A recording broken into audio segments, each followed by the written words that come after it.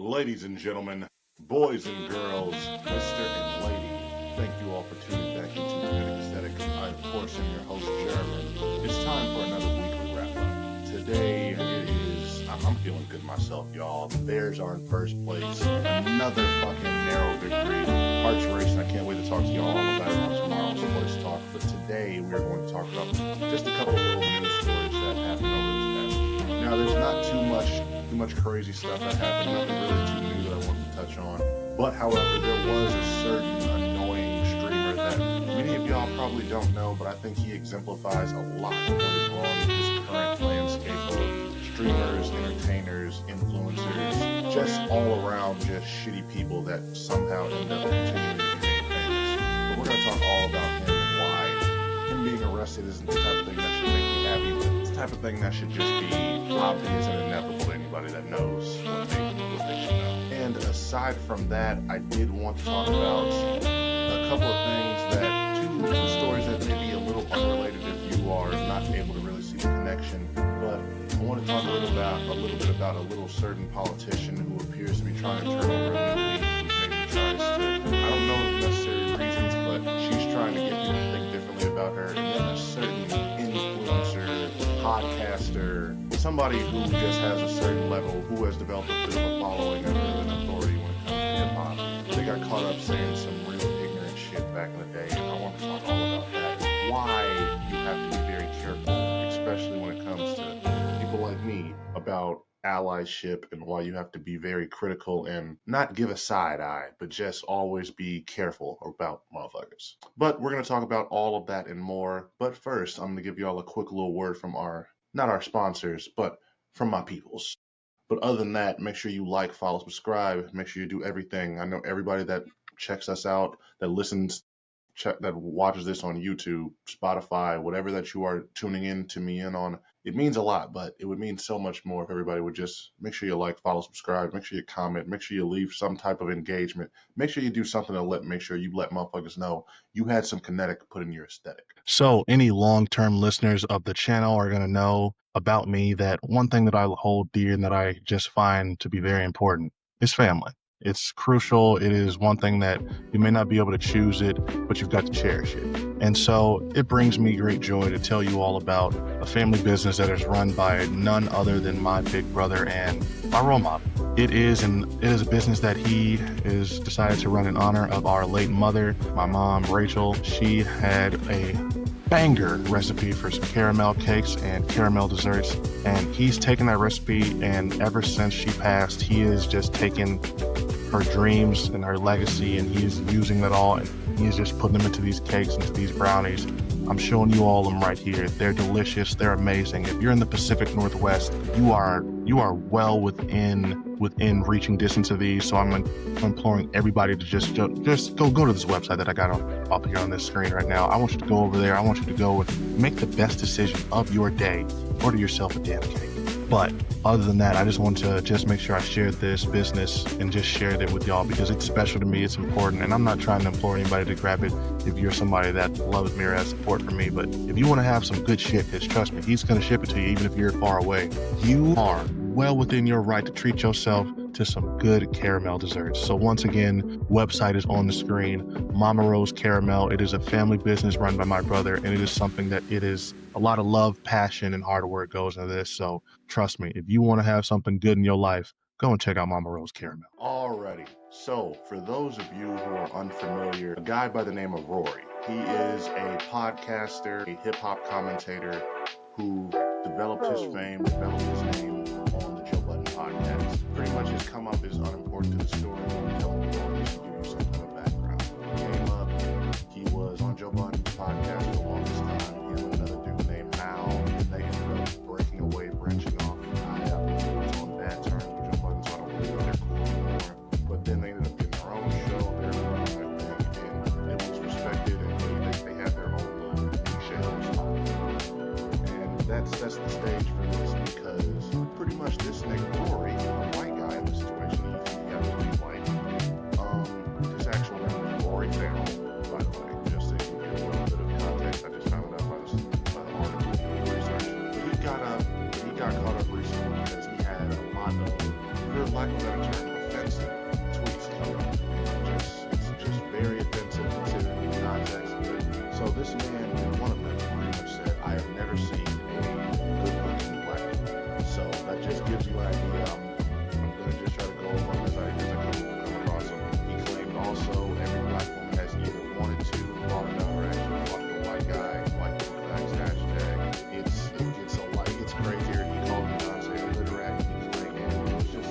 said some racist shit. The type of shit that's just out of pocket, that just makes you think, who the fuck did you think, like, what made you think you get away with this?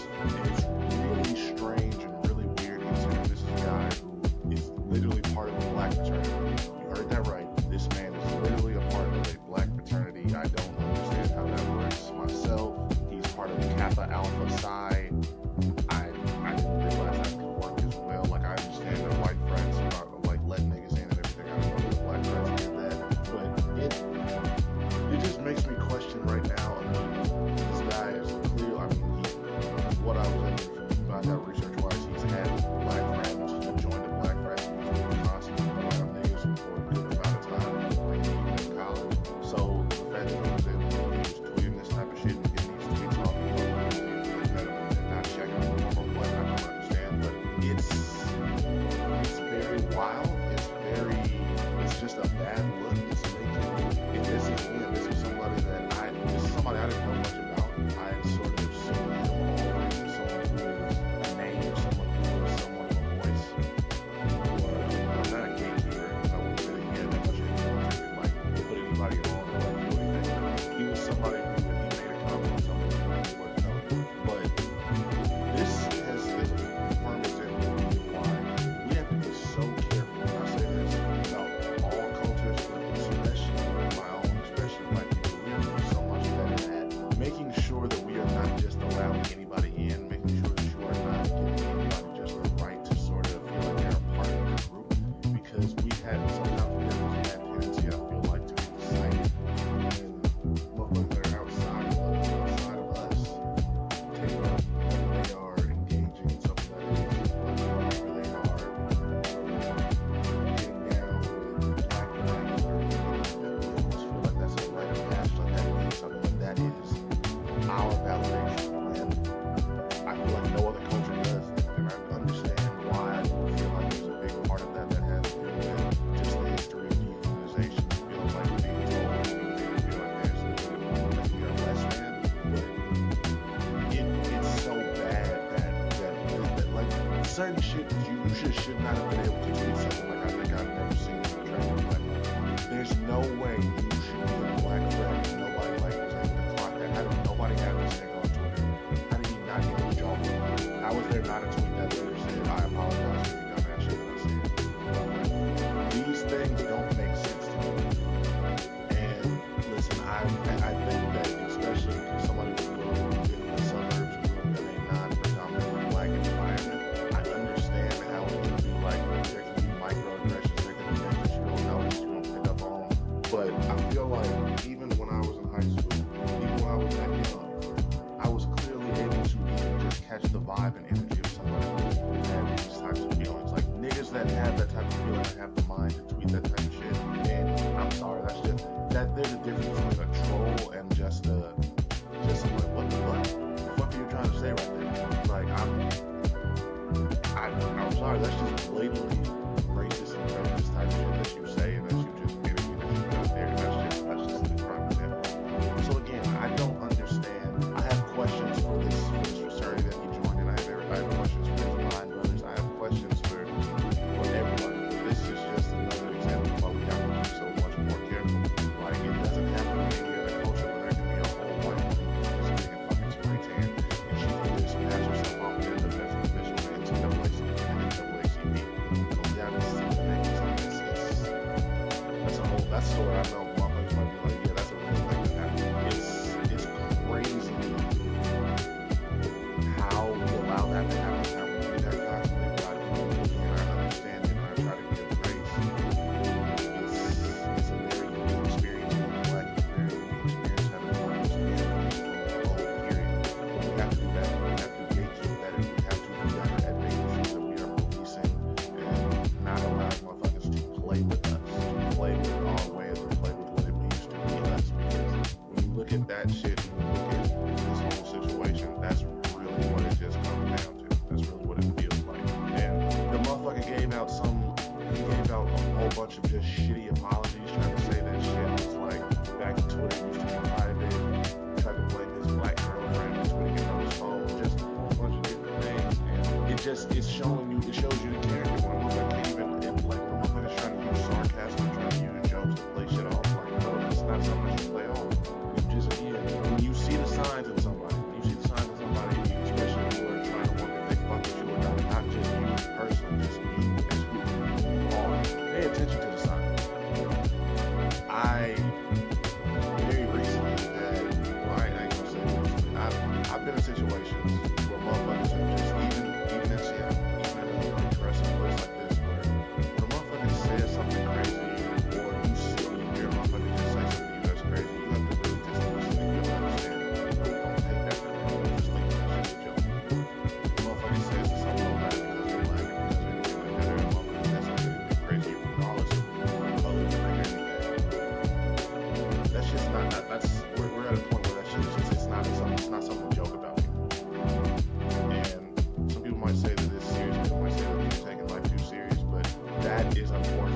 the climate that we're in. The jokes aren't all just jokes. Certain shit, when you playing about it, when you're just trying to make it out to just be someone that is not, you're playing the risk of ruining your reputation. Because I don't know this guy. I haven't really listened to anything Rory and Miles really sit there and give y'all an honest, like, he's a racist or this is what I believe about him.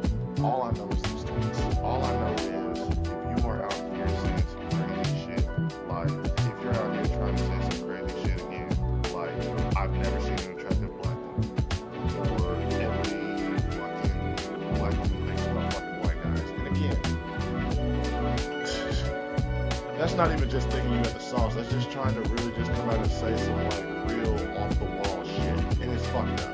Stereotypes are fucked up. Shit like this is fucked up.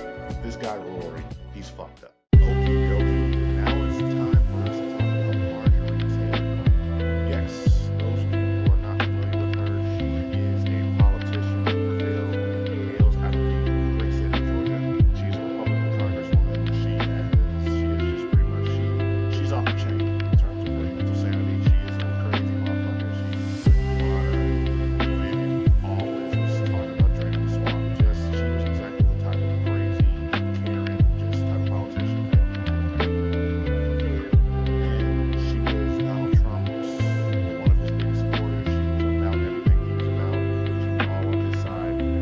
And it's crazy, but now it appears that she's having a bit of a face turn. That's some term we all don't know. Face turn means when you go from being a bad person to a good person. And yeah, the reason why I say that is because despite the fact that Donald Trump has done and his whole administration exercise a lot of kind of like Republican conservative motherfuckers, they've been doing everything in their power to downplay and make these files go away, to making sure that everything that is relevant to it is just like clearing under the rug, just getting us all to forget. But she has been going against that. She is pretty much, she's put her foot in the sand and she said, you know what, I'm a Republican, I am a conservative, but she is double down on I want these ethnic minorities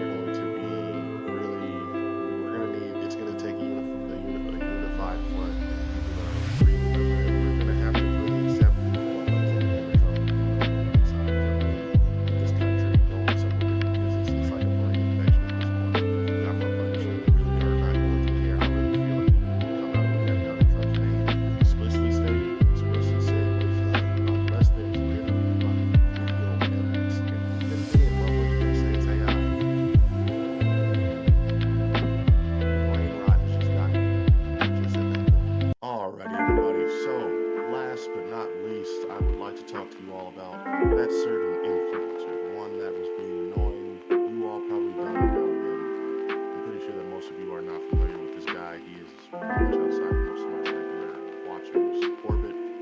Talking about a guy by the name of Jack Doherty. He is, how do I describe him? He is an annoying little twerp. I would say is probably the best way to describe his existence. He is an influencer to he amassed his following by going viral for just flipping objects and about it.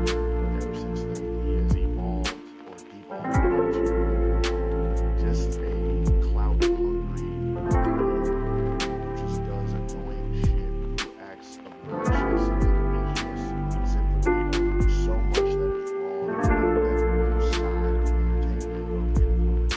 Jack Doherty is the one. Just to give you all an example, his main way of fame, or at least the way that he came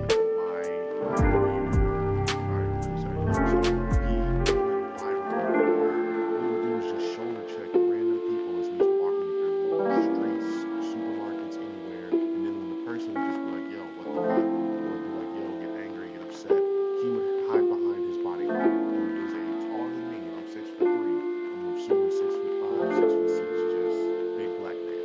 Not ridiculously buff or anything, but still big enough to where you just be like, yo, give him a pause. And so he's that type of person, just always looking for clout, always looking to create some type of moment. And honestly, at this point, I'd say he's trying to maybe put off the idea of being some type of he's doing stuff, just like allegations with him trying to take advantage of guys that like turn 18 and sign on kids contracts. And you're like, alright, like you're just not like a regular scumbag. You're trying to become an advanced scumbag type shit. And I'm just not a fan of him. So until I think that he is the worst type of person to really have influence. And the crazy part is, I'm not the only one. I don't think he's really liked.